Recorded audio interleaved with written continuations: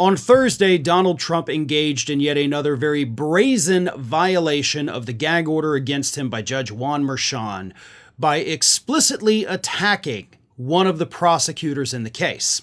Now, before I continue and tell you what Trump said, it's important to know that Donald Trump is allowed to attack two people in that courtroom, and two people only. He can attack Judge Juan Merchan all he wants, and he can attack Manhattan District Attorney Alvin Bragg all he wants. Everyone else in that courtroom, including the other prosecutors for the DA's office, are completely off limits according to the gag order. Just so there's no mistaking it, here is what the gag order says. Making or directing others to make public statements about known or reasonably foreseeable witnesses concerning their potential participation in the investigation or in this criminal proceeding. Prohibited. Making or directing others to make public statements about attorneys in the case other than the district attorney, members of the court staff and the district attorney's staff, or the family members of any counsel or staff member or any prospective juror or any juror in this criminal proceeding. So, talk about Bragg, go for it. Talk about Merchan, go for it. Anybody else, including their entire family trees, off limits. And that's where Donald Trump overstepped his bounds when he told reporters on Thursday, quote, "A lead person from the DOJ is running the trial. So Biden's office is running this trial. This trial is a scam and it's a sham and it shouldn't happen." Sam, I am. Sorry, he rhymed there and it just kind of popped out in my head. So he is attacking a prosecutor, not by name, but a prosecutor that does work at the Manhattan DA's office on this case, and that is a man by the name of Matthew Colangelo.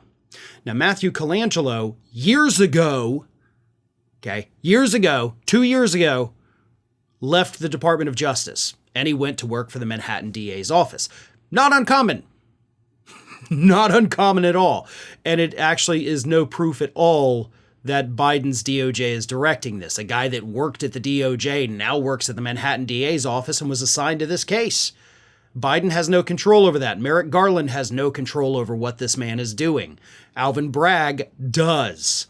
But Donald Trump is using this former DOJ employee to somehow claim that the Biden administration is directing this, because that's his political message as well as his legal message for this case. But again, it's a direct attack on one of the prosecutors that he's barred from speaking about. It's also kind of stupid. That's like if I were to sit here and say like, hey, former, or a TGI Fridays waiter is giving you political news. Because 20 years ago, I worked at a TGI Fridays. I don't anymore, so it's you would not address me as an employee of TGI Fridays. It's been 2 decades since I did that. And it's only been 2 years since Mr. Colangelo left the DOJ, but he is not with them. So same kind of thing happening there. But once again, nothing's happened. Nothing happened to Donald Trump. He's not in jail for this weekend, not at all. Just keeps violating the gag order, and this was not the only time this past week where Donald Trump said something that he should not have been legally allowed to say because of the gag order. So the question is, what the hell is Merchan going to do?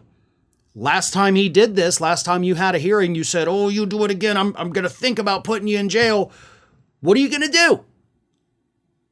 Either lift the gag order entirely or enforce it. Those are your two options. Because right now you're not doing either. You're not lifting it, but you're not enforcing it, so it may as well not exist. If you're going to put him in jail, put him in jail. Right? We even have evidence from this past week that Donald Trump is personally directing by editing the statements that his friends in court are giving to the press after they leave for the day. Do something about this, because it's going to continue to get worse, and that could change the result of this trial. Hey everybody, I don't know if you've noticed this, but we are closing in on a pretty major milestone here at Fair and Balanced as we approach 500,000 subscribers. But we're not there yet, and we definitely need your support. So if you're not already, please do subscribe to the channel, and don't forget, like and comment on the videos and share them as widely as possible.